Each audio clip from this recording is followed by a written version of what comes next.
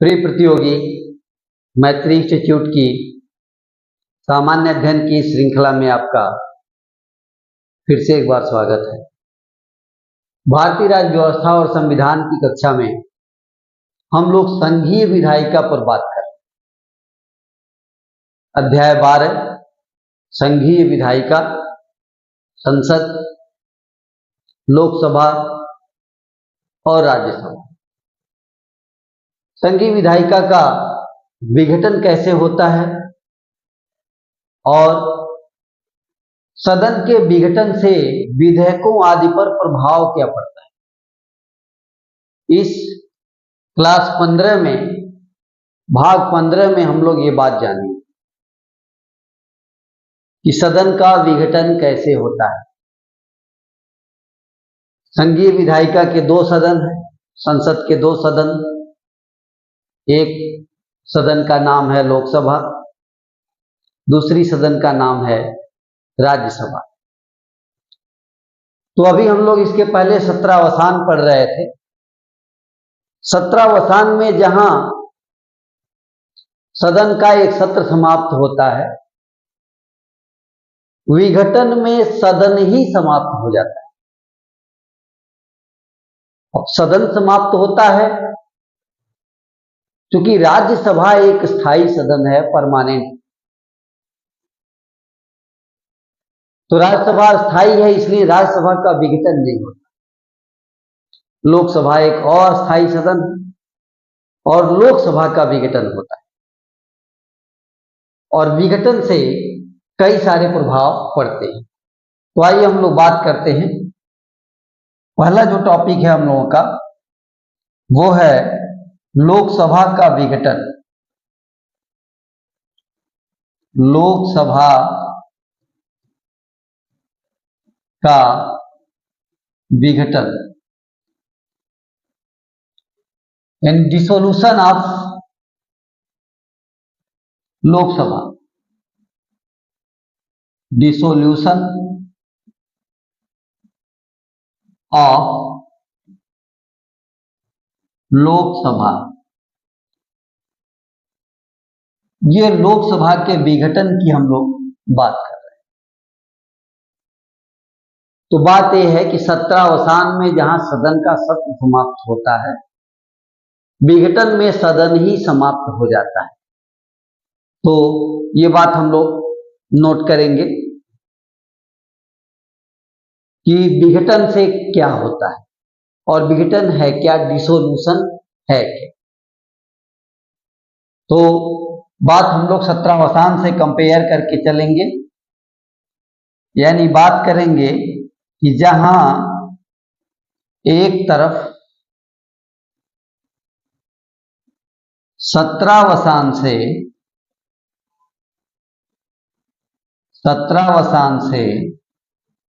सदन का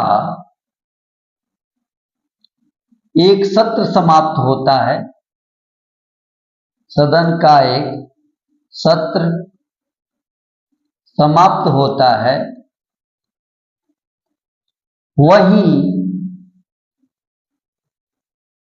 वहीं विघटन से सदन ही समाप्त हो जाता है। सदन ही समाप्त हो जाता है। तो बात आपने देखी कि सत्रावसान में जहां सदन का एक सत्र समाप्त हो रहा है, विघटन में पूरा सदन, हाउस ही समाप्त हो जाता है। क्योंकि राज्यसभा एक स्थायी सदन है, हम जानते हैं। एक स्थायी सदन होने के नाते, एक स्थायी सदन होने के नाते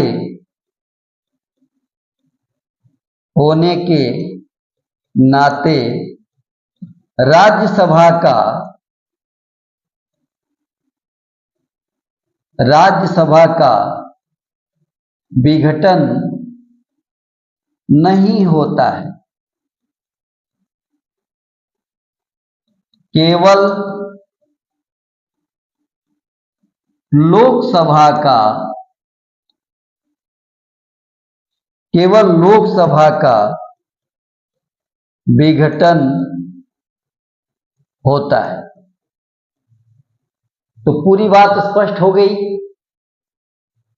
कि राज्यसभा एक स्थायी सदन है। स्थायी सदन होने के कारण राज्यसभा का विघटन नहीं होता, केवल और केवल लोकसभा का विघटन होता है। तो ये बात हम लोगों ने देखा। विघटन कौन करता है? तो विघटन की शक्ति राष्ट्रपति के पास है। विघटन, लोकसभा के विघटन की शक्ति किसके पास है? राष्ट्रपति के पास। अनुच्छेद 85 2 ख के अंतर्गत, यानी हम लोग एक लाइन में ये नोट करेंगे, अनुच्छेद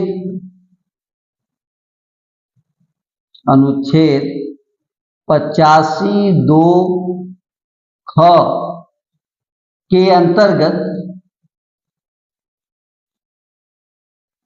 राष्ट्रपति को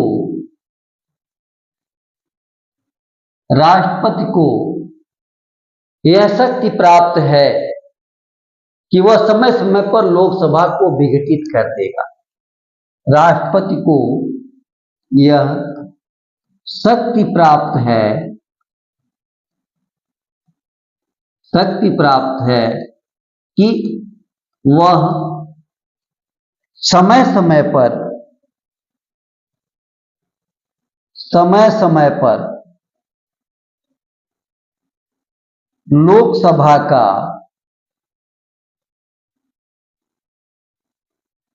विघटन करेगा। लोकसभा का विघटन करेगा। तो राष्ट्रपति महोदय समय समय पर विघटन करेंगे। किसका विघटन करेंगे? लोकसभा का विघटन करेंगे। ये शक्ति कहां से प्राप्त है राष्ट्रपति को? तो अनुच्छेद 85 2 ख के अंतर्गत राष्ट्रपति महोदय को यह शक्ति प्राप्त है। अब कब करेगा, कैसे करेगा? तो साधारण परिस्थिति में, अगर साधारण मामला है तो साधारण परिस्थिति में राष्ट्रपति मंत्रिपरिषद की सलाह पर लोकसभा का विघटन करेगा। यानी साधारण स्थितियों में राष्ट्रपति, इसी में आगे बढ़ते हैं हम लोग और एक बिंदु लेते हैं और नोट करते हैं कि साधारण स्थितियों में राष्ट्रपति मंत्रिपरिषद की सलाह से, राष्ट्रपति मंत्रिपरिषद की सलाह से लोकसभा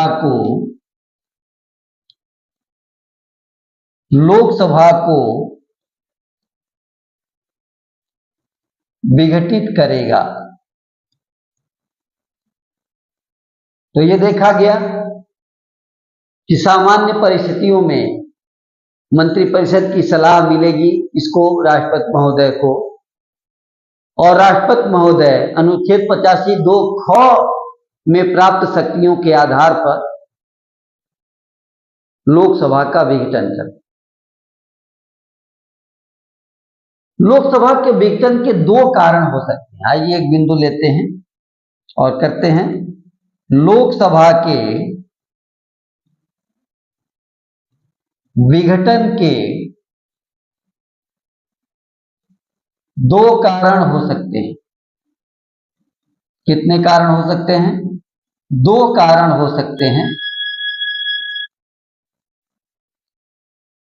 पहला कारण ये कि यदि लोकसभा का कार्यकाल पूरा हो गया हो। विघटन के 2 कारण बात हुई थी, तो 2 कारण में पहला कारण क्या है कि लोकसभा का कार्यकाल पूरा हो गया। तो पहला है, यदि लोकसभा का कार्यकाल पूरा हो गया हो। ये पहली स्थिति कि अगर लोकसभा का कार्यकाल पूरा हो जाएगा तो राष्ट्रपति सदन को क्या करेंगे? विघटित कर देंगे, सदन का डिसोल्यूशन हो जाएगा। लेकिन दूसरी स्थिति है कि यदि राष्ट्रपति को किसी कारण से यह पता चल जाए कि सरकार ने लोकसभा में अपना बहुमत खो दिया है, तो ऐसी स्थिति में लोकसभा को यानी अपना कार्यकाल पूरा करने से पहले ही राष्ट्रपति द्वारा विघटित कर दिया जाए। तो दूसरी बात जो है, यदि राष्ट्रपति किसी विशेष कारण से, दूसरा क्या है, यदि राष्ट्रपति किसी विशेष कारण से, सामान्य कारण तो हो गया, विशेष कारण से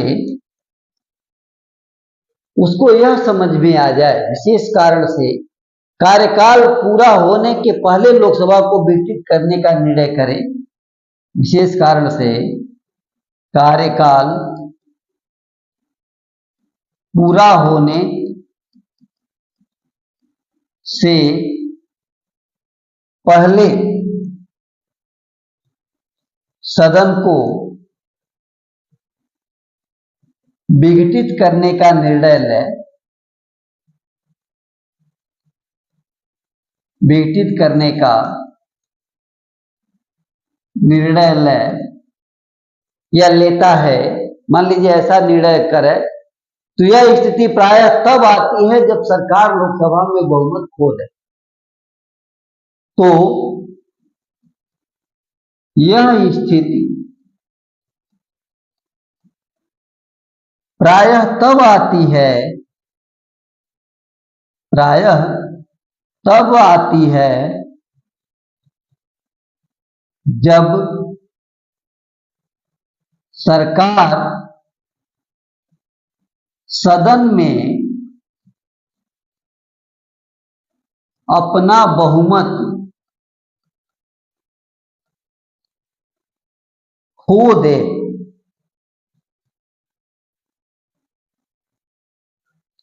ये स्थिति होती है। तो लोकसभा के विघटित होने की दो स्थितियां, पहली स्थिति लोकसभा का कार्यकाल पूरा हो जाए, और दूसरी स्थिति राष्ट्रपति को इस बात का एहसास हो जाए, राष्ट्रपति इस बात को समझ ले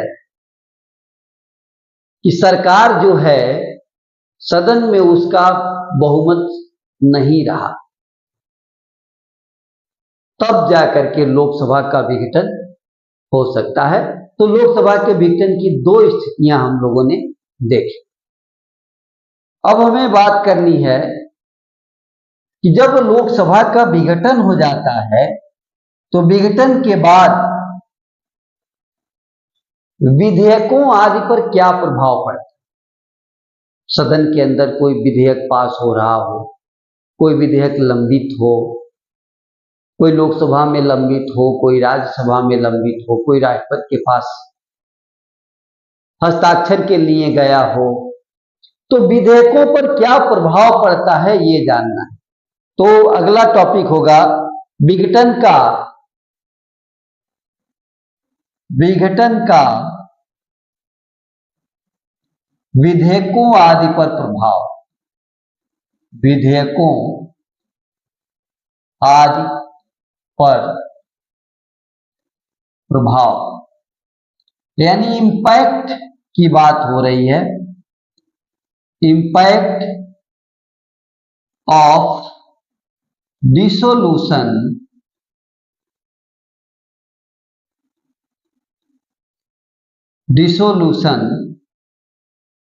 on bills etc, on bills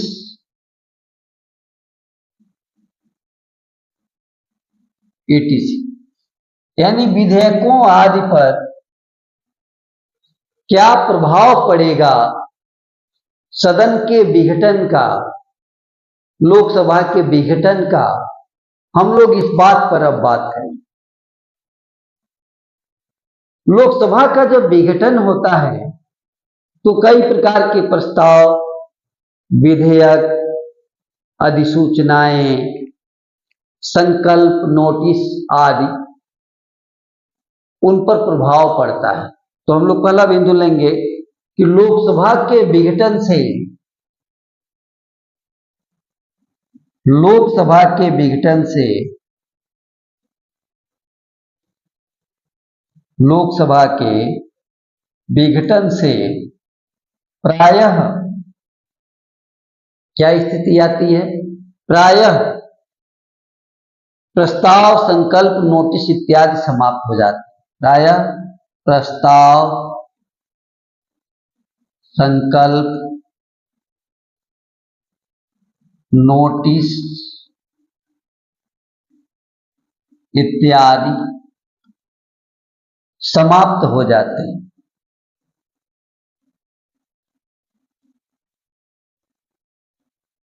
तो आपने देखा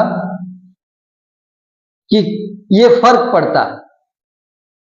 संविधान के अनुच्छेद 107 की बात करें हम लोग, 107, तो उन परिस्थितियों को बताया गया है कि किन किन परिस्थितियों में विधेयकों पर क्या प्रभाव पड़ता है।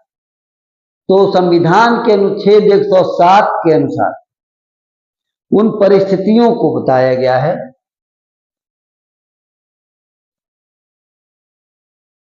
संविधान के अनुच्छेद 107 में बताया गया है कि क्या बताया गया है? बताया गया है कि कोई विधेयक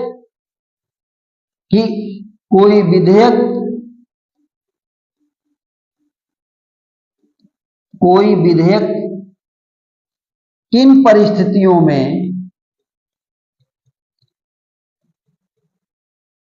किन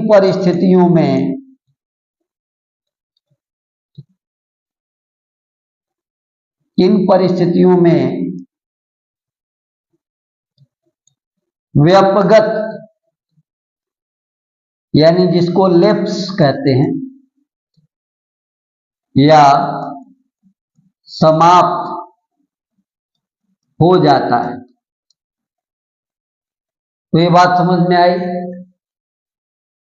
अनुच्छेद 107 के अंदर वे प्रावधान बताए गए हैं कि कौन सी परिस्थितियां हैं जब विधेयक समाप्त हो जाते हैं, लैप्स हो जाते हैं, विधेयकों का व्यापगत हो जाता है। तो आइए उन परिस्थितियों पर बात करेंगे। पहली परिस्थिति ये है कि कोई विधेयक लोकसभा में लंबित हो या लोकसभा ने उसको पास कर दिया हो और राज्यसभा में लंबित हो। फिर से, कोई विधेयक लोकसभा में लंबित हो या लोकसभा ने पास कर दिया हो और राज्यसभा में लंबित हो, ऐसे सभी विधेयक लोकसभा के विघटन के पश्चात समाप्त हो जाते हैं। तो पहली शर्त आई, वे विधेयक जो लोकसभा में विघटन के कारण समाप्त हो जाते हैं। तो आइए अगले पृष्ठ से हम लोग नए बिंदु पर बात करते हैं कि पहले क्या परिस्थिति है कि जो विधेयक लोकसभा में लंबित है, जो विधेयक लोकसभा में लंबित है, लोकसभा में लंबित है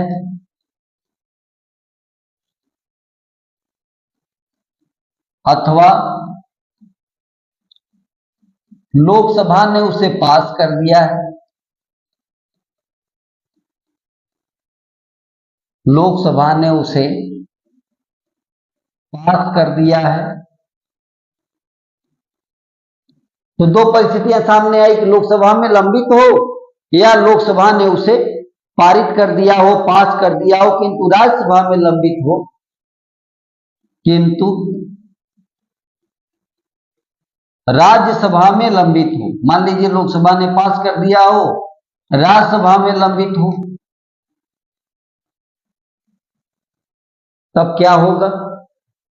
तो होगा सारे विधेयक लोकसभा के विघटन से समाप्त हो जाते हैं। तो ऐसे सारे विधेयक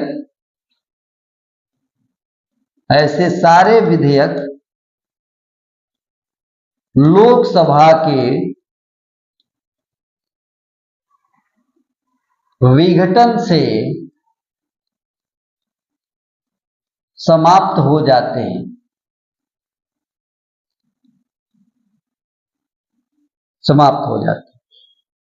तो देखा गया, पहली परिस्थिति बनी कि लोकसभा में विधेयक लंबित है, चाहे लोकसभा ने पास कर दिया है और राज्यसभा में लंबित है, तो ऐसे सभी विधेयक लोकसभा के विघटन के साथ समाप्त हो जाते हैं, लैप्स हो जाते हैं।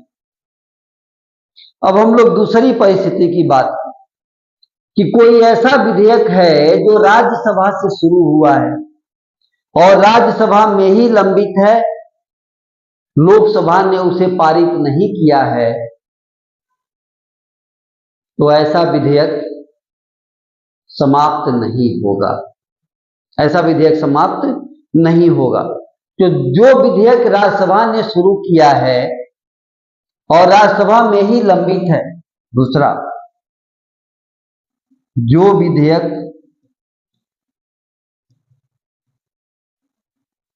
राज्यसभा से शुरू हुआ है, राज्यसभा से शुरू हुआ है और राज्यसभा में ही लंबित है और राज्यसभा में ही लंबित है, तो राज्यसभा से शुरू हुआ, राज्यसभा में लंबित है, लोकसभा में पारित नहीं किया गया है, लंबित है, किंतु लोकसभा में पारित नहीं किया गया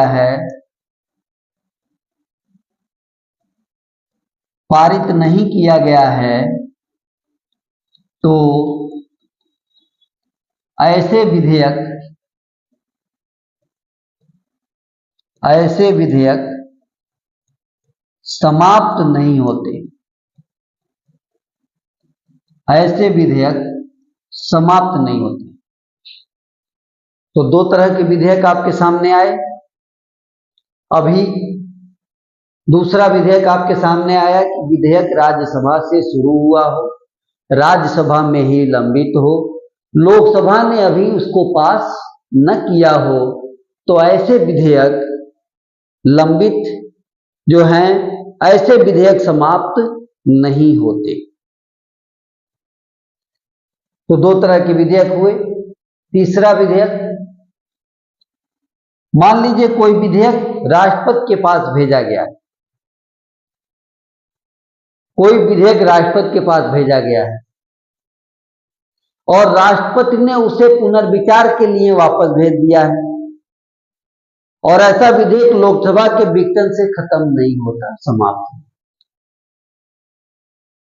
तीसरे प्रकार का कौन विधेयक है कि कोई विधेयक राष्ट्रपति के पास भेज दिया गया हो। राष्ट्रपति के पास कब भेजा जाता? जब दोनों सदन उसको पास कर देते।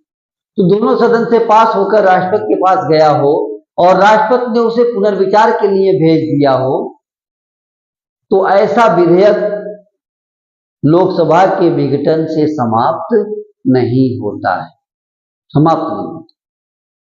तो ये बात देखें कि राष्ट्रपति के पास भेजा गया विधेयक, राष्ट्रपति के पास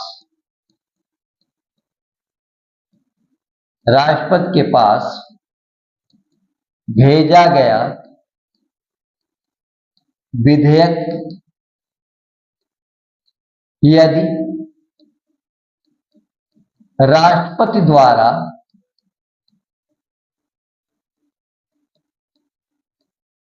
पुनर्विचार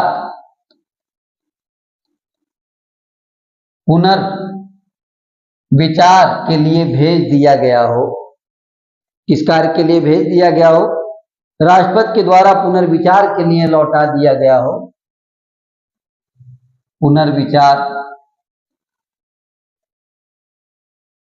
पुनर्विचार के लिए लौटा दिया गया हो। राष्ट्रपति द्वारा पुनर्विचार के लिए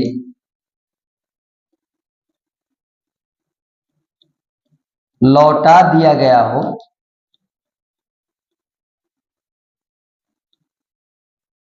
तो ऐसा विधेयक भी लोकसभा के विघटन से समाप्त नहीं होगा। तो ऐसा विधेयक लोकसभा के विघटन के पश्चात ऐसा विधेयक लोकसभा के विघटन के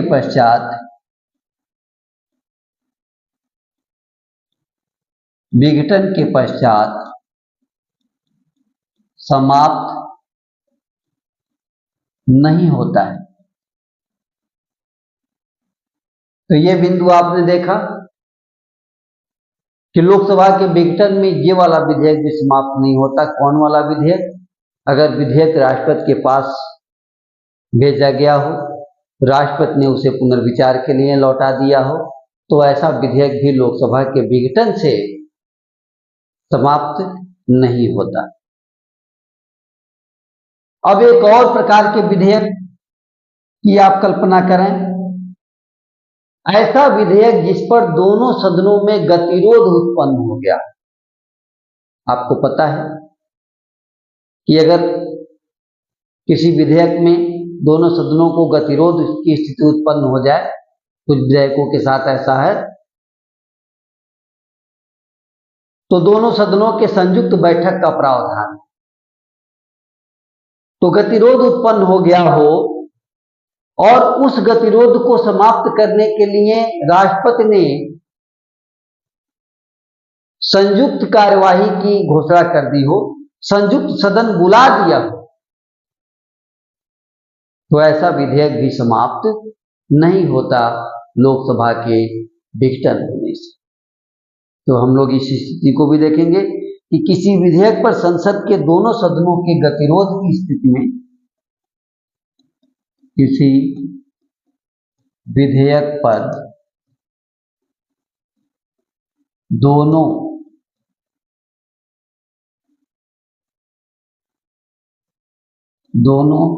सदनों में गतिरोध की स्थिति उत्पन्न होने पर, गतिरोध की स्थिति उत्पन्न होने पर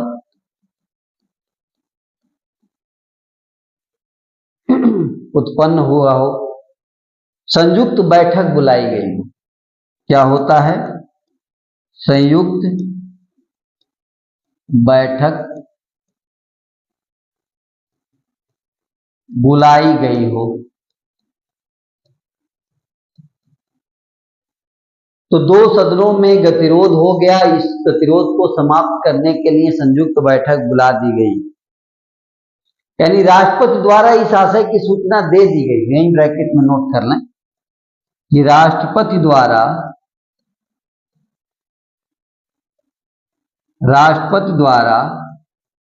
इस आशय की सूचना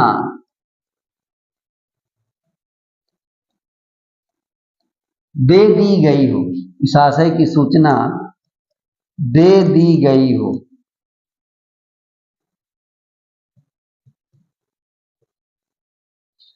इस आशय की सूचना दे दी गई हो किस आशय की सूचना? संयुक्त अधिवेशन बुलाए जाने वाले आशय की सूचना दे दी गई हो तो भी लोकसभा के विघटन के पश्चात लोकसभा के विघटन के पश्चात लोकसभा के विघटन के पश्चात जो विधेयक है, विधेयक समाप्त नहीं होता है, समाप्त नहीं होता है। तो दो बातें हो गई। तो इतनी परिस्थितियां हैं और इन परिस्थितियों पर विघटन का प्रभाव कैसे पड़ेगा ये हम लोगों ने देखा। आइए इसे हम लोग दोबारा से देखें और बात करें। आज हमें बात करना था विघटन पर और विघटन के कारण पड़ने वाले प्रभावों पर बात करनी। एक एक करके हम देखते हैं कि विघटन और उसके कारण क्या प्रभाव पड़ता है। बात होनी है सबसे पहले लोकसभा के विघटन। विघटन की सत्रावसान से क्या होता है? सत्र समाप्त होता है। लेकिन विघटन से क्या होता है?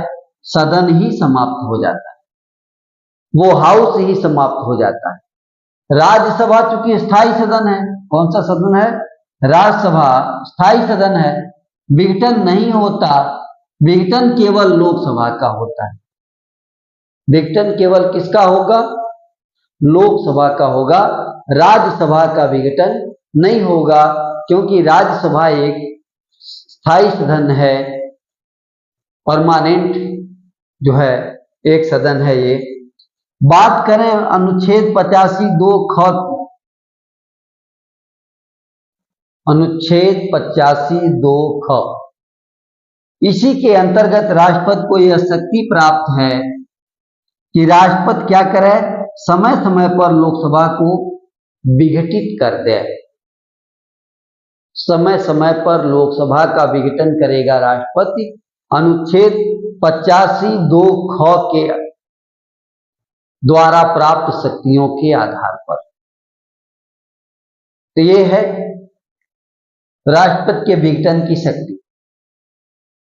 सामान्य परिस्थितियों में क्या होता है? साधारण परिस्थितियों में राष्ट्रपति जो है वो मंत्रिपरिषद की सलाह से लोकसभा का विघटन करता है। साधारण परिस्थितियों में राष्ट्रपति क्या करता है? मंत्रिपरिषद की सलाह से लोकसभा का विघटन करता है। लेकिन विशेष परिस्थिति भी आती है। हम लोग देखते हैं कि विघटन के दो कारण हैं। लोकसभा के विघटन के कितने कारण हैं? दो कारण। पहला कारण ये कि लोकसभा का कार्यकाल पूरा हो गया हो। पहला कारण क्या है? कि लोकसभा ने अपना कार्यकाल 5 वर्ष का कार्यकाल पूरा कर लिया हो, तो लोकसभा का विघटन होगा। दूसरा है विशेष कारण। विशेष कारण मतलब ये कि कार्यकाल पूरा होने से पहले सदन का विघटन करने का निर्णय अगर लिया जाता है, इसका मतलब होता है कि सरकार सदन में अपना बहुमत हो चुकी है। दूसरा कारण है कि लोकसभा का कार्यकाल पूरा होने से पहले ही सदन का विघटन हो जाए। राष्ट्रपति अगर ऐसा करता है तो इसका क्या मतलब होता है? इसका मतलब होता है कि वर्तमान सरकार ने लोकसभा में अपना बहुमत खो दिया है। सरकार का लोकसभा में विश्वास, लोकसभा का सरकार में विश्वास समाप्त हो गया और इस प्रकार लोकसभा का विघटन हो सकता है। चलिए, लोकसभा का विघटन हुआ, किसी भी कारण से हुआ, चाहे लोकसभा ने अपना कार्यकाल पूरा कर लिया हो इस कारण से विघटन हुआ, चाहे सरकार ने अपना बहुमत खो दिया हो इस कारण से विघटन हुआ। विघटन अगर हुआ तो विधेयकों पर इसका क्या प्रभाव पड़ेगा, जो बिल्स वगैरह हैं उनका डिसोल्यूशन पर प्रभाव क्या पड़ेगा, इंपैक्ट क्या होगा, ये देखना। अगला टॉपिक ये है कि विधेयकों पर विघटन का क्या प्रभाव होगा। प्रभावों की चर्चा करते हुए देखते हैं कि विघटन से क्या होता है। विघटन से कोई प्रस्ताव हो, कोई संकल्प हो, कोई नोटिस हो, ये समाप्त हो जाते हैं, इन पर प्रभाव पड़ता है। इसकी चर्चा अनुच्छेद 107 में किया गया है। कहां किया गया है? अनुच्छेद 107 में इसकी चर्चा की गई है कि कोई विधेयक लोकसभा के विघटित होने पर किन किन परिस्थितियों में समाप्त हो जाता है। वे कौन सी परिस्थितियां हैं जिन परिस्थितियों में विधेयक लोकसभा के विघटन से समाप्त होता है या समाप्त नहीं होता है। इन परिस्थितियों की चर्चा की गई है अनुच्छेद 107 में। अब वो कौन कौन परिस्थितियां, हम लोग उसको देखते हैं। पहली बात यह है कि ऐसा विधेयक जो लोकसभा में लंबित है या फिर लोकसभा ने उसे पारित कर दिया है, पास कर दिया है, किंतु राज्यसभा में लंबित है, तो ऐसे सारे विधेयक समाप्त हो जाते हैं लोकसभा के विघटन से। पुनः विधेयक जो लोकसभा में लंबित हैं या लोकसभा ने पास कर दिया है और राज्यसभा में लंबित हैं, ऐसे विधेयक लोकसभा के विघटित होने से समाप्त हो जाते हैं। तो ये पहला कंडीशन, एक कंडीशन हम लोगों ने देखा। दूसरे टाइप के विधेयक की बात किया जाए कि कोई विधेयक जो राज्यसभा से शुरू हुआ हो, राज्यसभा में ही लंबित है, वो विधेयक राज्यसभा में ही क्या हो, लंबित हो, और लोकसभा ने उसे पारित नहीं किया हो, यानी लोकसभा के पास गई भी नहीं, तो ऐसा विधेयक समाप्त नहीं होता है। लोकसभा के विघटन से ऐसा विधेयक समाप्त नहीं होता, क्योंकि वो लोकसभा में गया ही नहीं, लोकसभा ने उस पर कोई विचार किया ही नहीं। अभी राज्यसभा से शुरू हुआ, राज्यसभा में ही है, इसलिए लोकसभा के विघटन से ऐसे विधेयक पर कोई प्रभाव नहीं पड़ता, ये विधेयक समाप्त नहीं होते। इसी प्रकार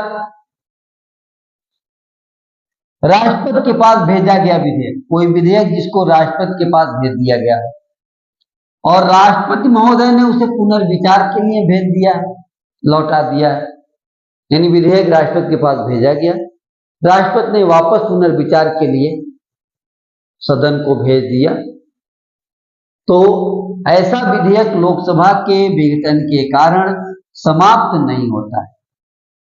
तो ये विधेयक भी लोकसभा के विघटन के कारण समाप्त नहीं हुआ।